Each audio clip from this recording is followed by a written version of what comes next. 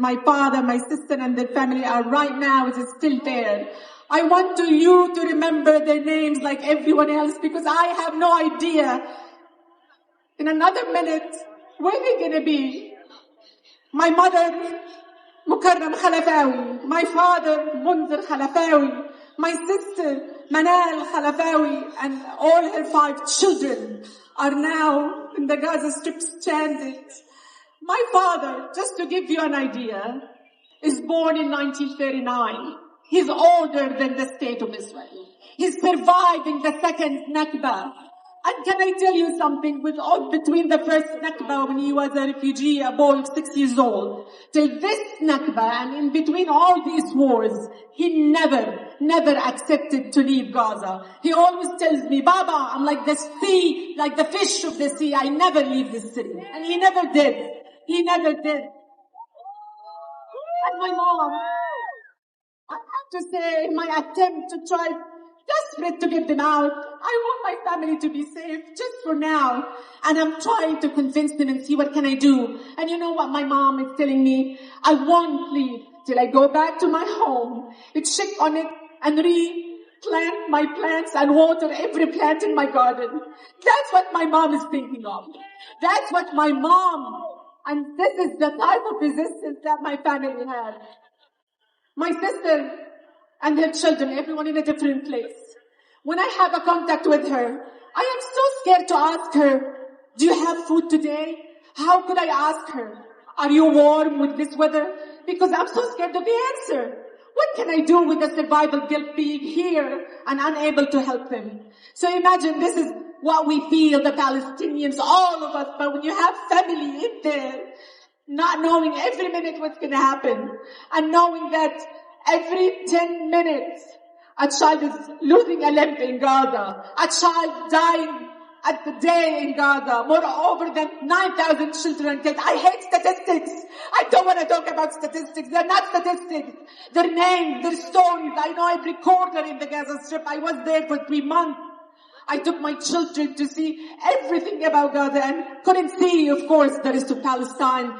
The Israeli army will never allow me to go to Al-Quds, to Jerusalem or any place. But we were there. I witnessed every corner, every street that is destroyed, and my heart aches, and my pain is so raw. It's so raw as much as the violence is so raw. But I have to say that I felt defeated at times. I am weakened at times.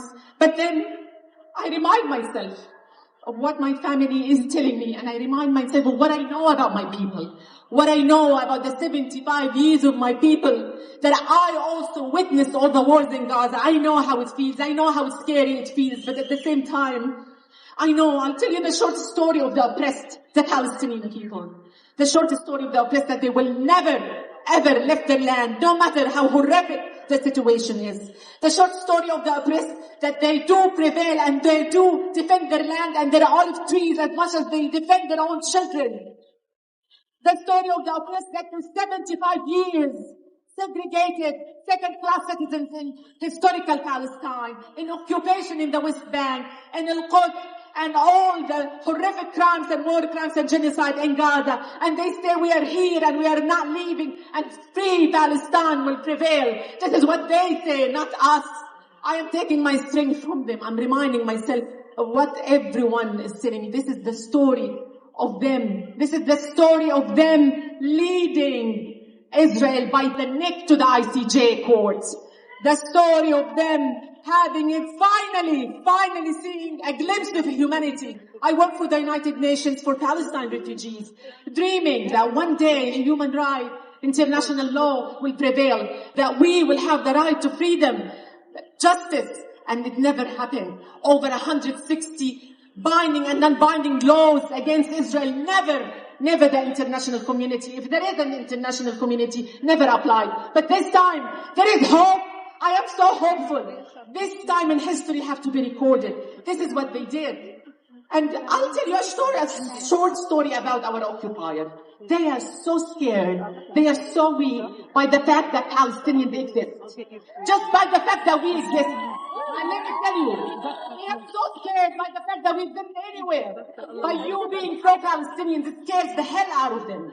in Australia, in Canada, anywhere. Just raising the flag could get you targeted. Wearing the kufiyya could get you targeted. Speaking out in media could get you fired from the media.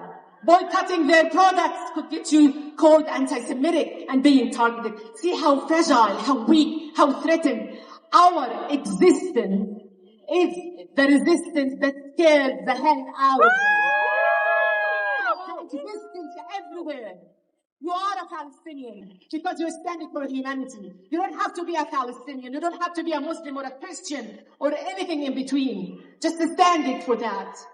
And I have to say that I want to tell my family when I get in touch with them that you, every one of you, is a witness of the suffering of the Palestinians. Every one of you also being here, speaking out, shouting in your millions and in your millions about free Palestine, and speaking in social media and talking to your MPs and shaming the government. You also had something to do with the 84 paper that the ICJ and South Africa is putting on the table. 84 papers of amazing documentation, not only of this, but this 75 years. And what a proud moment for us. Who can present us better than South Africa? Who can present us better than South Africa? South Africa knows what apartheid is.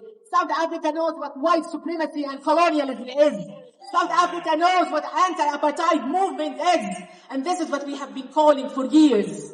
We don't want better representation than South Africa. And the amazing thing, did you laugh? First, it was like a song to my ears hearing these African men and women defending humanity and the Palestinians. Yes. Being that thing, being that confident, being not intimidated, and telling the story of the Palestinian, the unwavering support. And at the same time, did you see the Englishman that was speaking for Israel? Did you see how amazing? I was actually eating my watermelon. I choked when he said, someone shuffled my papers. Oh my God. The man couldn't even put his papers, his life together. And someone shuffled his papers. He is actually a perfect representation of what Israel stands for. Someone did something for Israel. Never take accountability for what they do. Someone always does something for them. They are in self-defense, so obviously it seems the Palestinians came and shuffled his papers somehow. Yes. Or someone, a tunnel or a child delivering a stone or something came and took his papers. He was such a joke. I laughed for the first time since October 7th. But this restored so much hope in me. This will never go down in history. And like Francesca Albanese of the UN said, this is a moment that history needs to recognize when African men and women fight for humanity and for the Palestinians against the ruthless apartheid colonialism of Israel. And I want to end with an acknowledgement. I want to tell my family and everybody in Gaza that you being here in the thousands is not a simple thing. Being here every Saturday and speaking out and voicing your concern and shaming the government is something actually, as we've seen, leading to their freedom. So don't you think what you're doing is little. Don't you underestimate being here. Can you repeat after me? We the people. We the people. Acknowledge the right of the Palestinians to defend themselves. Acknowledge the right of Palestinians to defend themselves. We the people. We the people. Condemn an immediate ceasefire against Gaza. Condemn an immediate ceasefire against Gaza. We the people. We the people. Acknowledge the right for a free Palestine from the river to the sea. Acknowledge the right for the free Palestine from the river to the sea. And as Nelson Mandela of South Africa said, our freedom never complete without the freedom of the Palestinian people.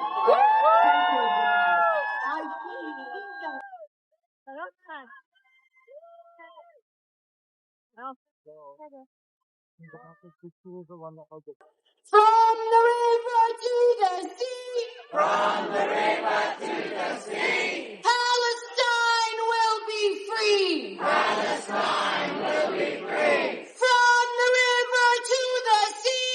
From the river to the sea. Palestine will be free.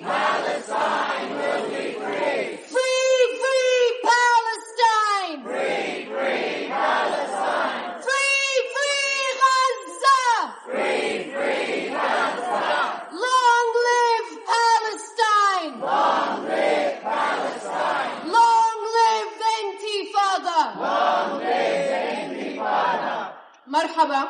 Hello. Assalamu alaikum. Peace be upon you. My name is Jana Fayyad. I'm a Palestinian from Arab, Jenin in the West Bank. Today we gather on Gadigal land, on a land that was never ceded.